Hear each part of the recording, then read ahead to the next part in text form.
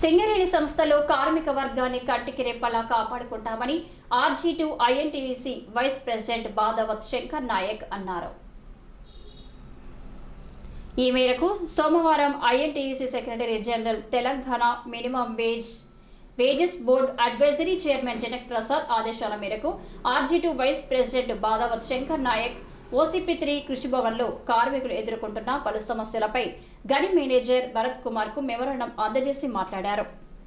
సింగరేణిలో సింహభాగం అందిస్తున్న ఓసీపీ3 కార్మికులు పలు సమస్యలతో ఇబ్బందులు పడుతున్నారని, ఓసీపీలోని సమస్యలను పరిష్కరించడం ద్వారా ఉత్పత్తి సైతం పెరుగుతుందని అధికారులకు సూచించారు. ముఖ్యంగా డంపర్ల యొక్క సస్పెన్షన్లు పూర్తిగా చెడిపోయినందున కార్మికులకు తీవ్రమైన నడుము నొప్పులు వస్తున్నాయని, దీంతో కార్మికులు రెగ్యులర్గా డ్యూటీ చేయడానికి అయిష్టత చూపుతున్నారని ఆవేదన వ్యక్తం చేశారు.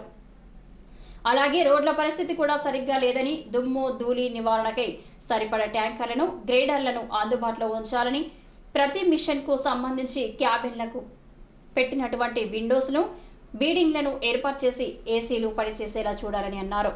పార్కింగ్ యార్డ్లో రెస్ట్ షెల్టర్ను ఏర్పాటు చేయడంతో పాటు డస్ట్ క్లీనర్ యంత్రాన్ని సైతం ఏర్పాటు చేయాలని, డ్రిల్ ఆపరేటర్లకు సంబంధించి డ్రిల్లులకు అన్ని విధాల మరమ్మతులు చేయించడంతో పాటు వారికి ట్రాన్స్పోర్ట్ వెహికల్స్ కొరత లేకుండా చూడాలని కోరారు.